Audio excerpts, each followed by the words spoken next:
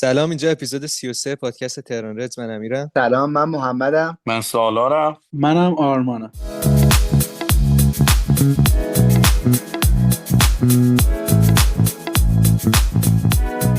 آقا این هفته میخوایم راجع به حواشی پرسپولیس صحبت کنیم. بازی که پنجمین مساوی وحید هاشمیان رو رقم زد با گلگهر 1-1 کردیم. ما تا صبح میتونیم اینجا بشینیم راجع به نکات فنی صحبت کنیم، ولی وقتی نتیجه تیم نگیره هیچ فایده‌ای نداره و باید بالاخره با نتیجه همراه بشه. این بازیه که متاسفانه ما نتایج لازم رو نگرفته کادر فنیمون و راجع به مدیریت صحبت کنیم مفصل امروز. ولی قبلش میخوام راجع به یه نکته‌ای صحبت کنم. تعداد گلای این هفته پرمیر لیگ از بعد دقیقه 90 10 تا بوده و تعداد گلای لیگ ایران کلا این هفته 9 تا بوده. تو هفته‌ای که گذشت پرمیر لیگ این هفته‌ای که گذشت 10 تا گل بعد از دقیقه 90 بوده. میخوام به دو تا نکته برسم. یکی این که هر هفته من یه بازی 5 تا لیگ معتبر اروپا که بازی جذابیه رو معرفی میکنم که بچه‌هایی که گوش میدن برن ببینن و لذت ببرن. این هفته بازی بورنموث و فولام رو پیشنهاد میکنم ببینین، حالا یا هایلایتش یا هر کی حوصله‌شو داره کاملش. این یه نکته راجع به این گل‌های بعد از دقیقه 90 و جذاب بودن لیگ و فوتبال و اینا. موضوع دوم اهمیت گل‌های پایانی بازی اینه که تمام گل‌های پرسپولیس کارتا رو بعد از دقیقه 65 من در آوردم آمارشو، به این دلیل که دقیقه 70 بازی گلگهر شروع کردن هوادارا هاشمیان حیا کن رها کن گفتن و اینکه زمانی که همه هوادارا پشت مربی بودن هفته 19 هم بازی گلگهر دقیقه 73 پرسپولیس گل 1-0 زد. هفته 20 مقابل آلومینیوم دقیقه 88 گل 1-1 زد. هفته 21 مقابل استقلال دقیقه 71 گل 2-1 زد. هفته 26 مقابل نساجی دقیقه 66 گل 1-0 و هفته 29 مقابل خیبر دقیقه 91 گل 2-1 زده و مجموع این امتیازها 13 امتیاز برای پرسپولیس بعد از گل‌های دقیقه 65 برای پرسپولیس امتیاز آورده. من با تغییر سرمربی مخالف نیستم، با فرصت ندادن به آدم مخالفم. یعنی اگر تغییر ایجاد بشه تو نیمکت پرسپولیس که به نفع تیم باشه و بتونیم به اون آدمی که جدید میاد هر کسی که باشه فرصت بدیم، مخالف این داستان نیستم. ولی این که بخوایم دوباره بعد از 4 هفته حیا کن رها کن بگیم مثل لوپی میشه که پرسپولیس دقیقه 80 داخلش افتاد. امیر، راجع به بازی که حالا همونطور که میگی از لحاظ فنی بازی خب خیلی صحبت هست راجع به بازی که وحید هاشمیان تیمش انجام میده و اینکه خب کیفیت کلی لیگ ایران پایینه. حالا الان صدرنشینان لیگ 9 امتیاز داره، یعنی 6 هفته گذشته هیچ کدوم از تیمای لیگ بیشتر از 50% امتیازا رو نگرفتن و دو رقمی هم نشدن و این نشون میده که خب لیگ ما چه تیمای بسته‌ای داره، یعنی همه بازی‌ها 0-0 یا 1-0 داره دنبال میشه و ما حداقل ما بعد به وحید هاشمیان به نظرم فرصت بدیم و بهش خورده نگیریم اونجوری که، چون داره حالا اونم با تیم گلگهری بازی میکرد که لایه‌های دفاعی چیده بود، اومده بود که فقط از یه امتیازی از پرسپولیس بگیره و با این حرفت که میگی حالا دقیقه 70 کاملا موافقم. خب واقعا هیچ تیمی با این دوگانگی توی سکوها قطعا نتیجه نمیگیره، یعنی ما اگه خرید بهتری هم داشتیم حتی بازم نتیجه نمیگرفتیم.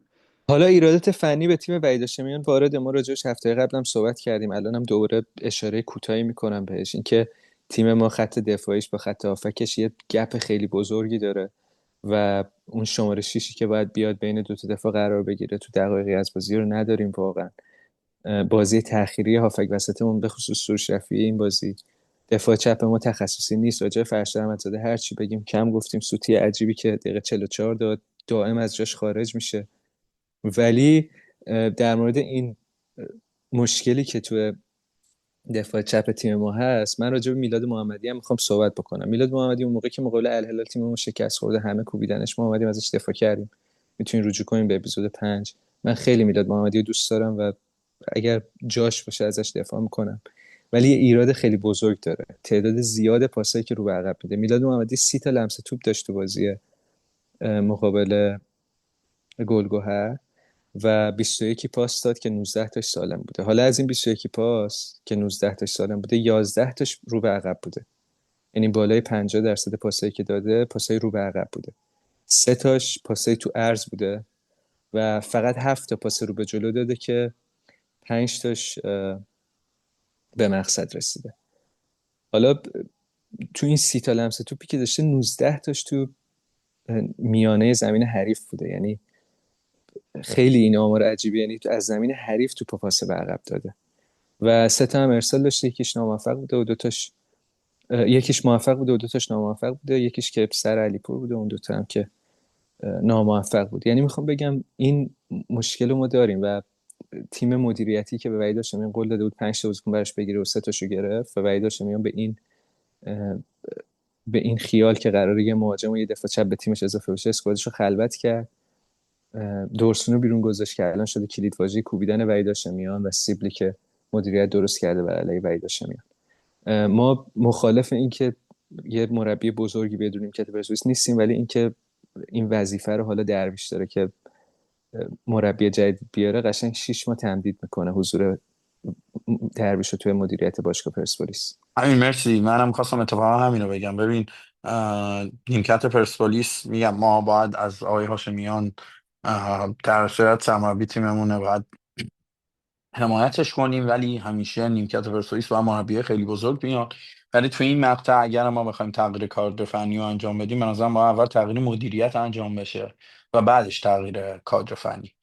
و من حالا نمیدونم، خیلی نظر من شاید مخالف باشن، ولی من میگم بیشتر الان نتیجه نگرفتن تیم به خاطر اون بار و حجم منفی که علیه مدیریته. من اینو تو اپیزودهای قبلی هم گفتم، اگه رضای درویش همین امروز استعفا بده، این تیم یه روحیه‌ای میگیره که به نظر من اصلا اون فشاره روشون کم میشه و تیم قشنگ میتونه نتیجه بگیره. یعنی من واقعا فکر میکنم 50% مشکلای باشگاه رضا درویشه، شاید هم بیشتر.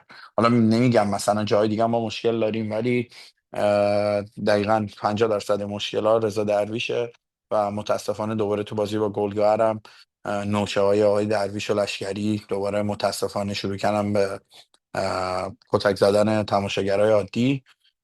تا هم که میومدن شعار علیه مدیریتی نبودن جلوی طرفدارا وای میستادن. من واقعا نمیدونم تا کی میخواد این داستانای لات و لات بازی تیم رضا درویش ادامه پیدا کنه. و همینطور بعد از بازی هم که بازی تموم شد، همه طرفدارا داشتن علیه مدیریت شعار میدادن. یکی از تیم دوباره رضا درویش و لیدرهای پرسپولیس داشت از خبرگزاریایی که داشتن اونجا فیلم میگرفتن و همینطور از تماشاگرها داشتن فیلم میگرفتن، داشت قشنگ صورت اونا رو میگرفتن که به باشگاه برسونن و باشگاه بدون چه خبرگزاری بوده که دقیقا همون آدمای خودشون مثل چه میدونم سپهر خرمی، مهدی طاهرخانی، امثال اینا شروع کنن به کوبیدن اون خبرگزاری ها. و یه خبر خوبی هم، یعنی خوب که نه، یه خبری هم که اومد، آقایی که مجری شبکه پرسپولیس بود، حامد تهرانی، نه اون یکی که مهدی کی بود؟ اخلاقی. مهدی اخلاقی. اونم دقیقا یه نمیدونم، ما توی پیجمون گذاشتیم، نمیدونم حالا اونایی که ما رو دنبال میکنن دیدن یا نه، علی مدیریت خیلی صحبت کرده بود و مثل اینکه از شبکه پرسپولیس هم رفته، گفته بود تا زمانی این مدیریت باشه من بر دیگه نمیگردم. و میگم دست آقای درویش رو شده واسه همه. و امروز هم فریختگان یه خبری زد که این عجیبه، که میگن دیگه علی پروین هم به رضا درویش گفته استعفا بده. این من دیگه واقعا اینو تا حالا نشیده بودم. علی پروین ساپورتر شماره 1 درویش بود، همش میگه درویش عالی کار کرده، ولی حالا نمیدونم این خبر فرختگان چقدر میتونه درست باشه یا غلط. ولی امروز اومده که فرختگان گفته که علی پروین به رضا درویش پیشنهاد کرده که استعفا بده. و امروز هم توی بخشی از حرفای آقای احمدی بانکشر این حرفا بود، ولی گفتن که حالا من کامل ندیدم، نمیدونم فکر کنم آرمان تو کامل دیدی، حالا راجع به اونم توضیح بده. راجع به آقای احمدی که من بخوام حرف بزنم، اه، یه نگاه اجمالی که به صحبتش بکنی انقدر ضد و نقیض صحبت میکنه که نمیدونی این آقا الان دقیقا تو چه سایدی وایساده، طرف باشگاه، طرف نمیدونم برندش، اصلا مشخص نیست. چون تو صحبتایی که امروز داشته یه جا میاد میگه که هیچ جای دنیا با شیش تا بازی سرمربی عوض نمیکنن، ولی پرسپولیس واقعا بی انگیزه است. بعد میاد میگه اینجا اینجوری برداشت میشه که آقا ما پشت وحید هاشمیانیم و عوضش نمیکنیم. وقتی این حرف رو میزنه. بعد از اون ور میاد میگه تیم و وحید هاشمیان بسته. کجا تیم و وحید هاشمیان بسته؟ وحید هاشمیان وقتی اومد شما همه خریداتون رو انجام داده بودید، یه دونه باکیچو براش خریدید با یه دونه اوریه، 2 نفر هم گذاشت بیرون از تیمش طبق صلاح دیدش، طبق اینکه آقا شما بالاخره یه چیزی توی این آدم دیدین که به عنوان سرمربی آوردینش. این سرمربی که شما خودتون آوردین این بازیکن‌ها رو نمیخواد. بعد الان میگن چرا گذاشته و وحیدم انتظار داشت که جای اون دوتا بازیکن یار بگیرن دیگه، چیزی همین رو که دقیقا میخوام بگم.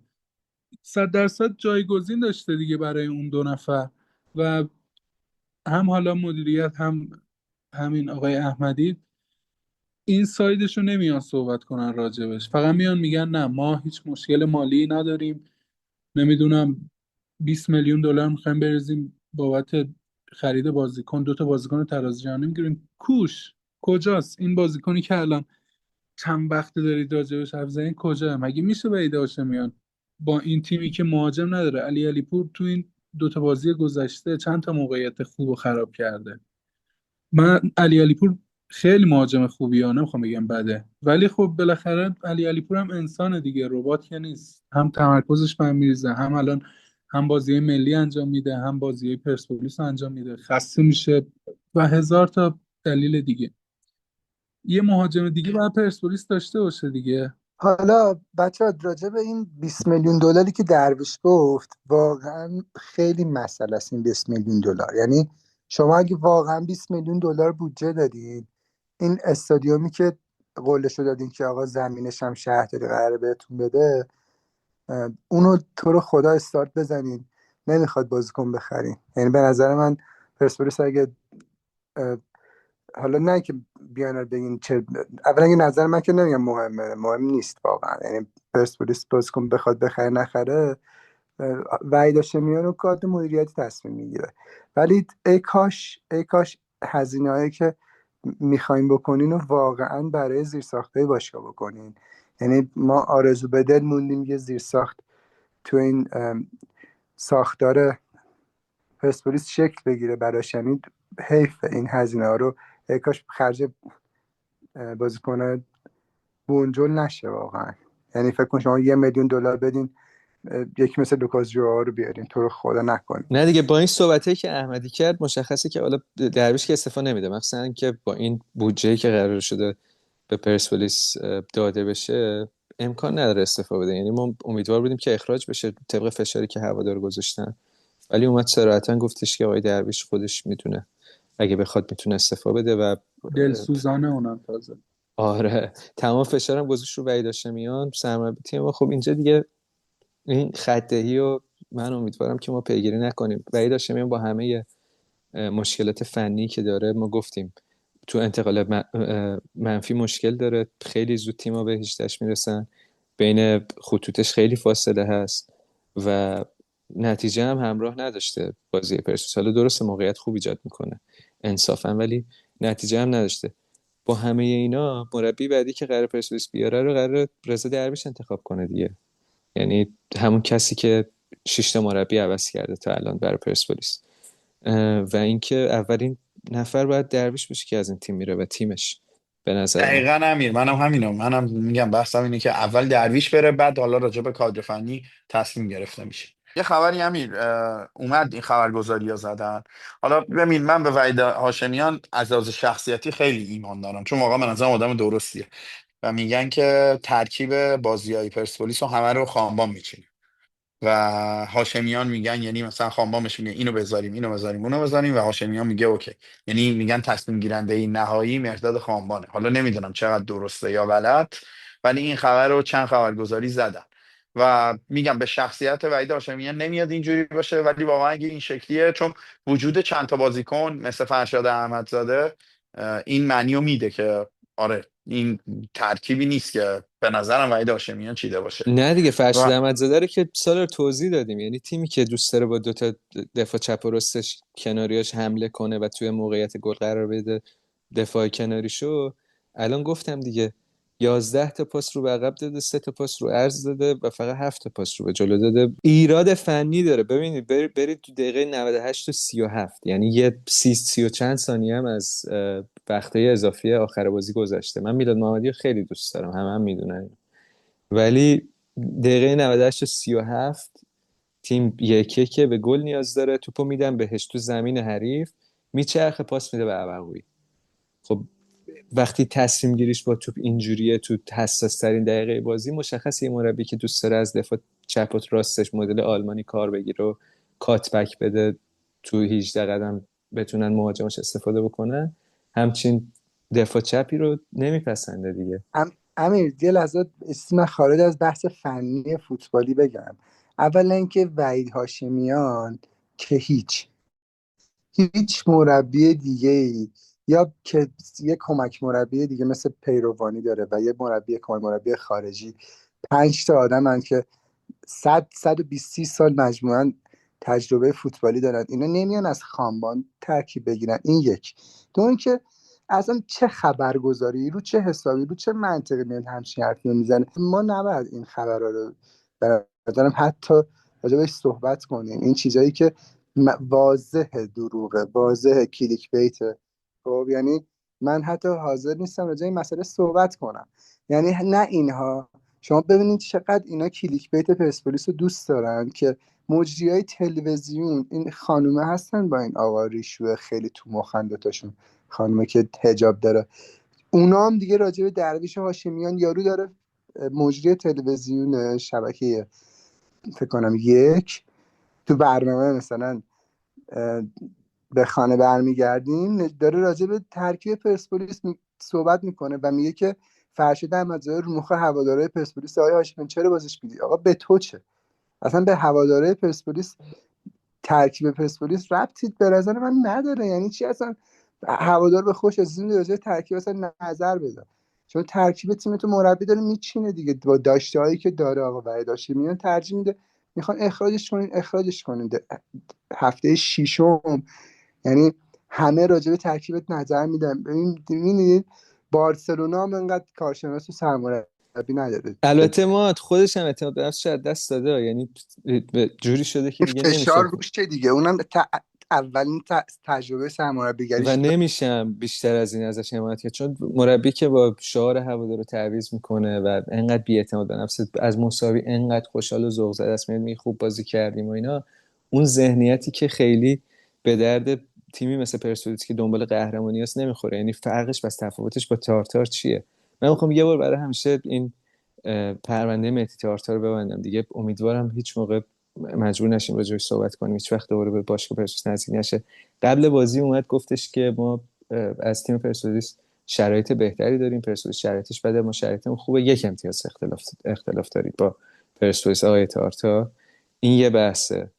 بحث بعدیش اینه که مهدی تارتار تو تمام دوران مربیگریش 15 سال مربی مهدی تارتار یه تک قهرمانی که نیاوردن که هیچ، یعنی یه جام حذفی نیاورده به جز اون سعودی که به لیگ برتر داشته، هیچ افتخاری تو مربیگریش کسب نکرد. 403 تا بازی رو نیمکت نشسته، 124 تا برد داشته که میشه 30%، 153 تا مساوی داشته که میشه 38%، نزدیک 40%، و 126 تا باخت داشته. یعنی شمایی که 70% بازیاتو یا باختی یا مساوی کردی دیگه، حالا راجع به نیمکت پرسپولیس میخوای زیاد نظر نده. و اینکه همسن یحیی گل محمدی هم هست، یعنی اگه قرار باشه ما تغییر مربی بدیم و یه مربی بیاریم که سن و سالش مثلا به 53 4، خب یحیی گل محمدی آپشن بهتریه برای ما. این از مهدی تارتار و محمد نوری هم آورده بودن کارشناس تلویزیونی که تا تونس کوبید کادر فنی پرسپولیس رو دیگه. مشخصه دیگه سابقه دستیاری محمد تارتار نوری داره. استقلالی یا نه، محمد نوری پرسپولیسی؟ پرسپولیس، سابقه دستیاری تارتار هم داره. میخوان دو تایی بیان بشینن رو نیمکت پرسپولیس دیگه، مثلا ده 80 که هر کی را میرسید میدادن تیمو بهش. ولی این نظر درسته تا جایی که مربی تحت تاثیرش قرار نگیره دیگه. هاشمیان به نظرم اتوریته و اعتماد به نفسش از دست داده و اگه تو این فیفا دی بیرونش نندازن 100% دو تا بازی سه تا بازی دیگه هاشمیان هم اخراج میکنه این مدیریت به نظر من. این صحبتایی هم هست راجع به برانکو که میگن چراغ سبز نشون داده. اینا هم خب بعدشون نمیاد یه تغییراتی باشه، بالاخره یه ترانزکشن مالی که باشه یه سری درصداش بالاخره میفته دیگه. ولی خب حالا من به شخص موافق نیستم اصلا تغییر تو کادر فنی بعد هفته الان ششم. اولین بازی بعد فیفا دی با کیه؟ با خیبر خرم‌آباد. بازی هم تو پستش رو فردا لرستانه نه؟ میذارم. 5 تا بازی بعدی و فردا پستش رو میذارم عشق کنید. بازی تو تهرانه. اینم نه تو تو تهران. لرستانه، تو تو لرستان. بعدی و لرستان. کارمون بعید بدونم بعید داشته میان ببینه، ولی با این صحبت ها میبینه ایشالله. گناه داره میده، گناه نداره، ولی اینکه بخواد قربانی احمدی و درویش شه واقعا خیلی حرکت زشتیه. ببین چون الان در هر صورت وحید هاشمیانم بره، اگه با همین مدیریت باشه یکی میره هم لول یا پایین تر از هاشمیان میاد. همین دیگه، کی میخواد بیاد آخه؟ موضوع اینه که کی میخواد بیاد به جای هاشمی؟ بعد دوباره مربی جدید بازیکنهای خودش رو میخواد، بعضی بازیکنها رو نمیخواد. ببین اصلا همه چی به هم میریزه.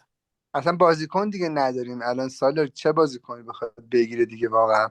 هم دیگه همه تیما بستن، مگر اینکه یکی دو ماه دیگه این لیگای چینی مثل اینکه تمام میشه، حالا لیگای شرق آسیا در واقع، شاید بتونی از اونجا بازیکن بگیری، و یعنی بازیکن آزاد دیگه نداریم، همه آره. تیم. آقا یه سوال داشتم از همتون. شما آیا با ترکیب که پرسپولیس با تک مهاجم بازی میکنه خوشحالین یا نه؟ یعنی راضین یا نه؟ من به نظر خودم پرسپولیس فلسفه فوتبالش همیشه اصولا رو 4-4-2 بوده. خیلی کم به ندرت شده روی مهاجم باشه. و یکی از دلایلی هم که ما گل نمیزنیم و توی حمله خیلی زهردار نیستیم به نظرم اینه که تک مهاجم بازی میکنیم. حالا می‌خواستم نظر شما رو هم بدونم. برانکو بود 4-4-2 لوزی که آورد تو پرسپولیس و خیلی هم جواب داد، و حالا یحیی هم تقریبا همونو بازی میکرد. پارسال هم 4-4-2 بود.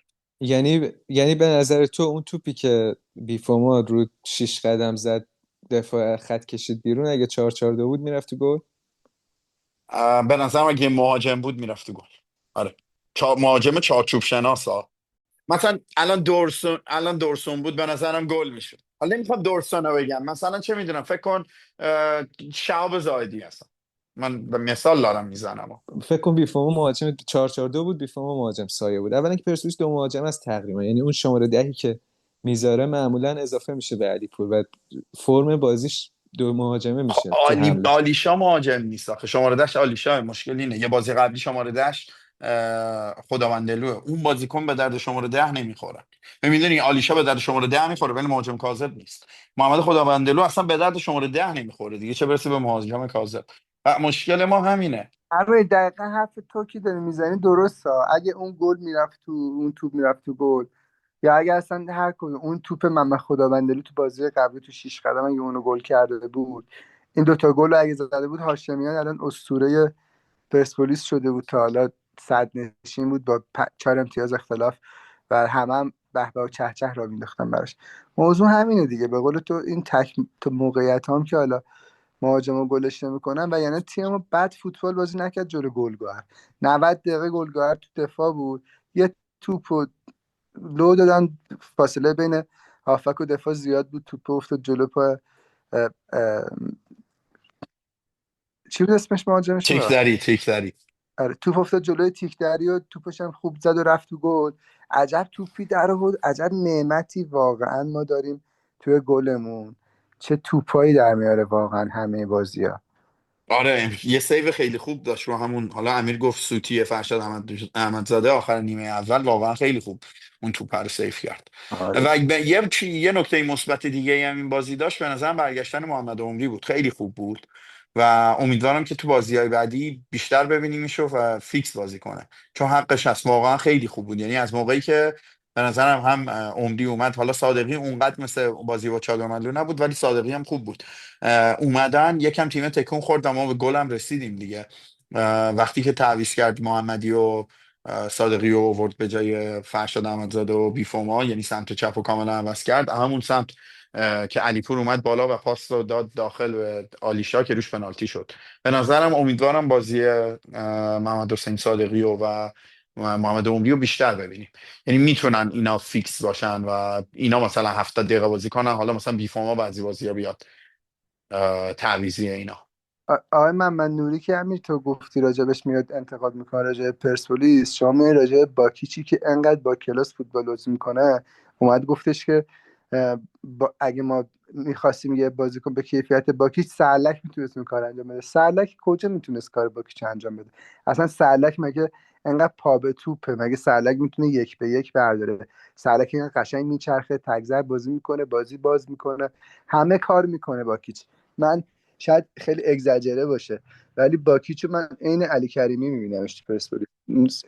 سبک بازیش، حالا نه اونقدر تکنیکی و حالا دریبلینگ و اینا، ولی اون نوع بازی، اون فلویی که به بازی میده، اون جریانی که به توپ میده، خیلی بازیکنه روون و بازیکن خوبیه. یعنی محمد نوری جان عزیز، چون تنها دستاورد 12 با پرسپولیس و اینکه فقط بزنه زمین توپ با دست بگیری، بیشترین کارت زرد هند ایران رو داری به نظرم. آمار تو بریم در بیاریم، اونم به خاطر اینکه خوابیدی توپ با دست چند کردی. و اینکه مارکو باکیچ ذاتن شماره آره، هشته، یعنی آره، اصلا اینکه دقیقا باکیچ میخواستم همین رو بگم، شماره 8 و باید به نظرم یه خط جلوتر بازی کنه. اگه سروش رفیعی نباشه به نظرم خیلی خوب میشه. یعنی باکیچ دقیقا میاد جای سروش و حالا اگه یه هافک دفاعی داشته باشیم میاد جای باکیچ الان و اون خیلی اون موقع به تیم خیلی میتونه باکیچ به نظرم حتی بیشتر کمک کنه. الانم فکر کنم دوباره به تیم ملی مونتنگرو دعوت شد.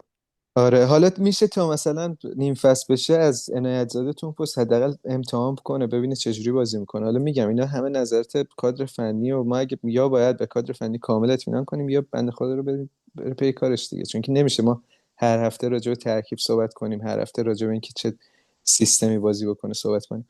ولی امیدواریم که از عنایت زاده هم امتحان کنه تو اون پست. ضمن اینکه سرلک و باکیچ، حالا با اینکه سرلک کیفیت قبلشو نداره، خیلی بهتر از سروش و باکیچ به نظر من. تا حداقل باکیچ محدود نمیشه بازیش به اون پست شماره 6. خدا بندلو هم این نمیتونه بازی کنه اون عقب.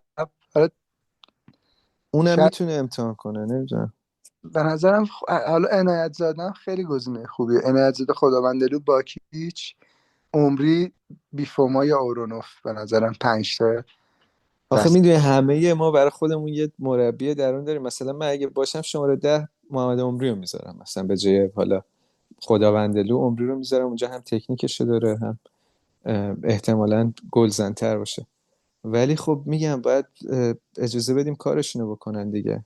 و 6 هفته، 7 هفته، 15 هفته، یه نیم فصل، یه فصل حتی فرصت کافی نیست برای اینکه یه مربی بتونیم قضاوت بکنیم. به نظر من اتفاقی که همه تیمایی که حالا مدعیان، چه پرسپولیس باشه، چه سپاهان باشه، چه استقلال باشه، اینا یه دونه برد پرگل میخوان که فشاره از روشون برداشته بشه. یعنی یه دونه 3-0 میتونه مسیر تیم رو تغییر بده. مثل پارسالی که ما هوادار رو 5-0 بردیم تو تهران، بعد اومدیم تراکتور رو بردیم 2-0 و حالا یه کمی فرسایشی شد روند پرسپولیس، ولی اون برده میتونه یه فشار مضاعفی رو از رو تیم برداره و تیم به روند خوب گذشتش برگرده به نظر من. دقیقا همینه. ما الان بازی بعدیمون با خیبره و واقعا اگه پرسپولیس بتونه یه برد خوب بیاره، هم فشارها کمتر میشه، هم برای خودشون یه انگیزه میشه برای بازی بعدیش که با تراکتوره. بعد بازی خیبر بازی با تراکتوره. آره، بله بله. و بازی هم که هم امسال هم سال دیگه هر 4 تا بازی بدون تماشاگره. آره دیگه. و فکر و کنم اینکه من اگه امروز توی جام حذفی هم بخوریم، کلا گفتن توی این 2 سال، چه تو لیگ برتر، چه جام حذفی، چه جامای دیگه هم اگه بخوریم کلا بدون تماشاگره به خاطر اون بازی پارسال برگشت. آقا من همه هوادارا نمیگم، ولی همین که عباس اسماعیل بیگی نمیتونه اون بلنگوه رو وسط استادیوم بگیره دستش و عربده بزنه، خیلی خوشحالم که این بازی بدون تماشاگره و راحت میتونم بازی رو ببینم. سالار تو گفتید لیدرها نمیذاشتن علیه درویش شعار بدن، این واقعا اتفاق افتاده و یکی از بچه های تهران رز لطف کردن یه ویدیویی بر ما فرستادن که هوادارا میخوان علیه رضا درویش شعار بدن ولی لیدرها اجازه نمیدن و با همین بلنگو هی صداهای مختلف ایجاد میکنن که صدای هوادارا نرسه به هم. و من نمیدونم چجوری هر بازی لیدر تیم پرسپولیس بلنگو میبره توی بازی توی استادیوم. چون که طبق اعلام سازمان لیگ فوتبال ایران در آیین نامش از ابتدای فصل 403-404 با توجه به قوانین مصوب در AFC و فیفا، استفاده از بوق بلندگو و شیپورهای هواداری در استادیوم‌های ورزشی به جهت امکان صدمه به شنوایی، از بین بردن تمرکز داوران، بازیکنان و مربیان و ایجاد صدای ناخوشایند در تمام ورزشگاه‌ها ممنوع است. و من نمیدونم چجوری این بلندگویی که مال سبزی فروشاست و عباس اسماعیل بیگی میبره توی استادیوم و همه رو هم اذیت میکنه تقریبا به جز خودش. فکر میکنه صداش هم خیلی خوبه. متاسفانه اصلا من واقعا اکثر موقعی که میبینم و داره تو همین بلنگو حرف میزنه میوت میکنه. اذیت میشه آدم واقعا. اصلا به غیر از ما که داریم از تو تلویزیون نگاه میکنیم آره بازی اون رو، فرض کن بیچارهایی که تو استادیومن چی بکشن دقیقاً دیگه. تو گوششون یکی داره عربده میزنه تو بلند. اوه آره این حالا اوشه. قشنگ هم نمیگه. نه اصلا. مثلا حالا عربستانی که اونا میگفتن یه ذره باحال بود، میدونی اونا به دیگه سبک آهنگ سبکشون میخوندن شده اصلا. بود. آره آفرین. دقیقا. این بلد نی داد ریتم میزنه داشت. فقط. بعد اونا اون زمان این کارو میکردن، تعداد کسایی که میرفتن استادیوم هم کم بود و مجبور بودن اینجوری یه صدای ایجاد کنن که اونم ممنوع شده دیگه. من نمیدونم چجوری اجازه میدن ببره تو استادیوم به قول ما. دیگه بعد چی اصلا رعایت میشه قانون که حالا این رعایت شه.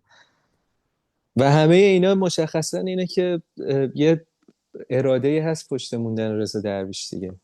و حالا ما این حرف رو میزنیم که هواداری از پرسپولیس، کسایی که ما رو گوش میدن اومده بودن نوشته بودن که شما خط میگیرین و دارین هوادارا رو ناامید میکنین. و یکی نوشته بود که رویا فروشی میکنیم. ولی ما که داریم هر هفته میگیم انتظار قهرمانی از این تیم نداشته باشین. اگه رویا فروشی، من نمیدونم حس ناامیدی پس چیه. ما که میگیم انتظارتون از این تیم بیارین پایین تا فشار ازش برداشته باشه، شاید بتونه جزو مدعی باشه. و اینکه واقعیتیه که یه اراده هست و دارن خط میدن به هوادارا با کلید واژه دورسون.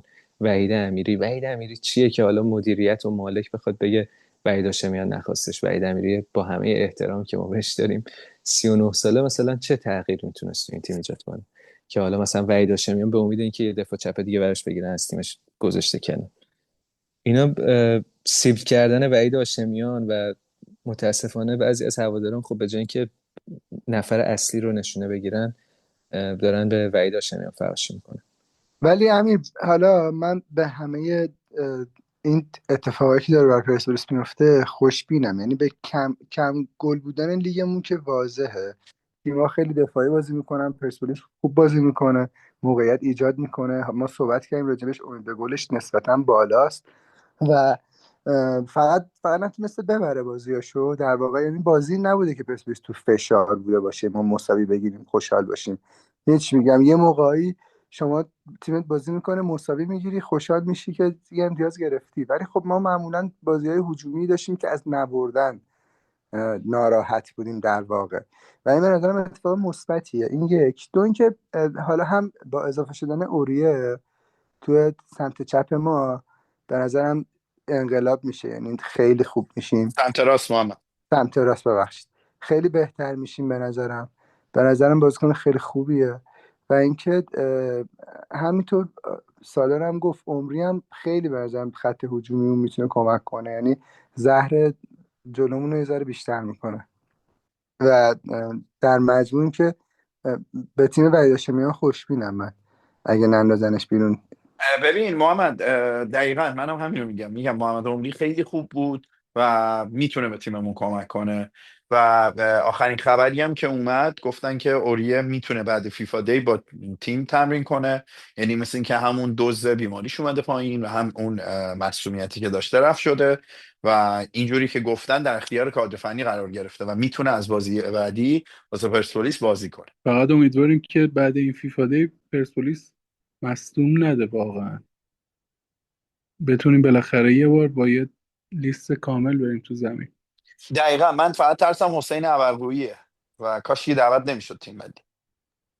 آره حسین عبقی اگه خدای نکرده آسیب ببینه دیگه ما دفاع آخر تخصصی نداریم تو اون پست، چون کنانی هم مصومه، مرتضی فقط است. کنانی هم الان دعوت نشد دیگه به خاطر مصدومیت. نه سهیل صحرایی و محمد حسین صادقی هم که به تیم ملی زیر 23 سال دعوت شدن. سالا یه شنونده عزیزی کامنت گذاشته بود که از محمد یوسفی شما پول میگیریم. جواب چیه رسد به این قضیه؟ واقعا جوابی ندارم بگم. خب واقعا خیلی خنده داره. ما چرا باید از هوادار متمول که اینقدر کوبیدیمش پول بگیریم؟ هوادار متول واقعا محمد یوسفی و هوادار متول نابود کردن پرسپولیس الان 3-4 ساله با دوستی خالفه. فکر نمی کنم کسی به اندازه ما بد صحبت کرده باشه راجع به این شخص، ولی حالا به هر حال دوستان فکر میکنن که ما ازش مبلغی رو دریافت کردیم دیگه. نمیدونم. چه خیلی مبلغ؟ لیدرها اومدن استوری کنایه آمیز به سید جلال که راجع به هوادار متمول صحبت کرده که آره مثلا کاشکی کمک نمی کردی، آره این کارو نمی کردی، همه تقصیر تو بود آقای یوسفی و اینا. بعدش در آخر میگفتن آره چون تو عاشق پرسپولیس بودی 30 ساله داری به این تیم کمک میکنی. خب آقا باشه داره کمک میکنی، کسی نیومده به زور بگه که کمک کنه. عاشق این تیم بوده باشه، همیشه هم میتونه عاشق این تیم بمونه ولی نباید بیاد تو امور دفاعی تیم دخالت کنه که این اصلا معنی نمیده. نه اصلا غیر حرفه‌ایه اینکه آقا مگه مثلا محمد یوسفی کمک مالی به پرسپولیس نکنه پرسپولیس لنگ میمونه. یه شماره کارت بدین هوادارا میزنن هر چقدر پول میخواین. این کارا چی اصلا زشته برای پرسپولیس. این که الان اگه محمد یوسفی نباشه پرسپولیس لنگ میمونه تو پولش تو مسئله مالیش. اصلا حرف عجیب غریبیه و آماتوره اصلا اینکه باشگاه بخواد از یه هوادار پول بگیره برای مخارج روزمرش. پرسپولیس بزرگترین برند ایرانه، این اصلا تو شکی نیست، اینا همه میدونن دیگه. برند بزرگتر از پرسپولیس، پر هوادارتر از پرسپولیس وجود نداره تو ایران. و حالا ما لنگ یه نفریم که پول بزنه برامون. من این تعجب میکنم اصلا به عنوان هوادار پرسپولیس باید بهتون بر بخوره. از یارو تشکرم میکنیم. بیشتر مانور محمد یوسفی از زمانی که درویش اومده شروع شده، یعنی تا قبلش خیلی از مدیر عاملات جلوشو میگرفتن و همین باعث میشد که کمتر مثلا بتونه هم تو کارهای تیم دخالت کنه و هم مثلا با بازیکن‌ها در ارتباط باشه. چون سید جلال هم گفت از موقعی که رضا درویش اومده، اونجا که خود آقای درویش حالا دیگه ببخشید اینجوری میگم عاشق پوله و میدونه تو این جور چیزا خب قراره یه چیزی هم به خودش برسه، به همین دلیل باعث شده که قشنگ آقای یوسفی تو تمام کارهای تیم دخالت کنه، با تمام بازیکنایی که خودش بخواد در ارتباط باشه و میگم بعضی موقع حتی میگم به کادر فنی هم میگه که کدوم بازیکن باید بازی کنه. حالا میگم من به وحید هاشمی انتقاد دارم از شخصیتش که اینجور آدمی نیست، ولی این حرفایی هست که پشت سرش میزنه و همه اینا باعثبانیش فقط مدیریت دیگه، شخص رضای درویش و مصطفی لشکری. من واقعا همیشه میخواستم بدونم که زمانی که درویش حالا مثلا سابقه داره تو این فوتبال و اینا، یه زمانی مدیر عامل سایپا بود، از زمان علی پروینا بوده، مصطفی لشکری کجا بوده اصلا؟ قبل پرسپولیس کسی میشناختتش؟ چی کاره بوده؟ کجا بوده؟ من واقعا این واسه من سواله. من که اصلا اولین بار میشنوم اسمش، یعنی اولین بار حول محور پرسپولیس شناختم اسمشو. نمیدونم اگه قبلا سابقه ای داشته یا نه. لشکری فکر نمی کنم فوتبالی بوده باشه، یعنی من فکر نمی کنم مصطفی لشکری اصلا قبل از پرسپولیس جایی توی فوتبال ایران داشته باشه. خب هیچ کدومشون جایی تو فوتبال ایران آقا نداشتن. قبل از اینکه اپیزود امروز رو ببندیم، ما نکته سیرکی نداری راجع به این هفته فوتبال؟ یه نکته سیرک وارانه بهت بگم که ملوان دیدین دیگه این هفته هر دوتا کیتش رو تست کرد، هم با کیت اولش بود که هم با کیت دومش. چجوریه یعنی واقعا سرپرست، هیچی داور. مگه میشه؟ من ندیدم چرا بازی آره این بابا. هفته رو. یعنی چی؟ یعنی یه نیمه یه پیرانش تنش بود، یه نیمه یه پیران دیگه. دقیقا همه مثلا بازی فکر کن مگه میشه همچین چیزی. همه آره بعد نیمه شبیه هم بودن چون نیمه اون اول تیم شبیه هم مقابل بود. همرنگ بود کیتاشون. آره اونا با کی سبز بازی کرد؟ با پیکان؟ چجوری اصلا نه ببین اولا که با از یه خیبر. روز قبل با خیبر بازی کرد، از یه روز قبل کیتا رو خب هماهنگ میکنن دیگه که آقا ما با این کیت بازی میکنیم اینا با این کیت. بعد اونجا ناظر داره، دوتا تیم سرپرست دارن، 4 تا داور داره حداقل. اینا هیچ کدوم یعنی تشخیص ندادن که این کیتا شبیه همه که بعد نیمه دوم میخوان تعویض کنن. نیمه اول اینا آبی پوشیده بودن، اونا سبز، خیلی هم شبیه هم بود. من یه فریم از بازی دیدم، همینجوری می‌خواستم ببینم چند بازی. بعد پیش خودم گفتم چقدر شبیه پیرنه که نیمه دوم ملوان پیرن سفیدشو پوشید و یکی چند برد بازی. ولی چیزه، اینم از نکته سیرک این هفته‌ای که محمد هر هفته برام یه دونه داره. لیگ ایران هم هی تولید میکنه خدا رو شکر. همین سوجه میده خدا رو شکر دست آدم. خب آقا دمتون گرم. امین من فقط اینو بهت بگم، بازی استقلال برو از دقیقه 80 ببین چه بازی کرد. اندازه کل 6 هفته پرسپولیس موقعیت ایجاد کرد. خیلی شانس آورد نواخت چادرمنده، تموم شد 1-1. ولی برو بازی استقلال رو ببین. استقلالم با این دوتا گلی که تو بازی استقلال زده شد، اون آماری که اول اپیزود گفتم شد، لیگ ایران 11 تا گل این هفته، لیگ انگلیس هفته پیش 9 گل، بعد 10 گل بعد از دقیقه 90، یه گل بیشتر از گلای دقیقه بعد از 90 پرمیر لیگ زد این هفته. هفته و پیش که 7 تا گل بود. هفته 7 گل پنجم. کلا زده بودن آره تیم‌ها. هفته پنجم فکر کنم 7 تا گل بود. بله. خیلی خوب. امین ببین اینو، امین ببین از دقیقه 80 بازی استقلال رو ببین. حاجی خدایی خوب بازی میکنه. ساپینتو دیگه 20 تا موقعیت ایجاد میکنه، امید گلش مجموعش مثلا میشه 1. همیشه معروف بوده این دیگه، موقعیت زیاد ایجاد میکنه ولی اکسپکتد گلش بالا نیست، اکسیش بالا نیست. اینجوری معروفه میشه. به این. چون که توپایی که میاره، مثلا میگم 20 تا توپ میاره تو 18 که موقعیت مثلا جلو دروازه مثل موقعیت بیفاما نیست.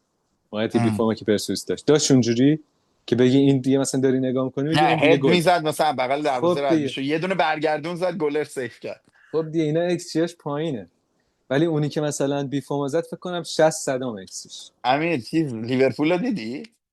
لیورپول آره باخت با اونم چلسی. افتاده توی لوپ باختن. حالا میاد یونایتد آرمانینا رو میبرد. حاجی بحران بعید در نیست، بعید نیست یونایتد بزن. نوشته بود یونایتد قراره ویرتس هم بحران در بیاره، یکی دیگه لیورپول. نه ایشالله من که که بابا. یونایتد امیدوارم میبره آموزی عشق ببر. اون میکنی. لیورپولیایی که دیرو میگن چه پاسی داد آیسک، بابا اصلا میخواست استوب کنه، توپ شانسی خود رو پاش افتاد جلوی گک رو. یه دونه پاس خوبم ویرتس داد که سلام آره میتونست آره بکنه. آره دیدم. آقا حالا که صحبت از لیگ انگلیس شد، به فانتزی ما هم میتونین، به لیگ ما بیاین، هنوز خیلی مونده از فصل و اینکه اگه تیم دارین و دارین بازی میکنید به لیگ ما بپیوندید که در آخر فصل برای نفرات اول و دوم جوایزی هم در نظر گرفتیم. و سوم. بیا من آره تو همین 1 ساعت که استارت زدیم 2 امتیاز دیگه گرفتم. نمیدونم کی گرفت، نیده بودم. هالند رو داری؟ هالند رو داری دیگه آفرین احتمالاً. آره. هالند گل زده الان، یکی چم جلوه. 10 بود شد 12. کاپیتانته؟ آره. آره کاپیتان همه این هفته هالنده. نه من اصلا خوشم نمیاد ازشون منچستر سیتی، ولی خب من سسکو رو گفتم نیمکت 9 امتیاز گرفته. کیو شسکو؟ آره. من کایسدو رو گذاشتم رو نیمکت، اگه متاسفانه میشه سلا رو داد. لینک و کد فانتزی دوره استوری کن توی اینستا که بچه‌ها اگه خواستن بتونن آره حتما استوری میکنم. بیان ببینن. دمت گرم. آقا بعد از بازی خیبر احتمالاً برمیگردیم دیگه. آقا دمتون گرم.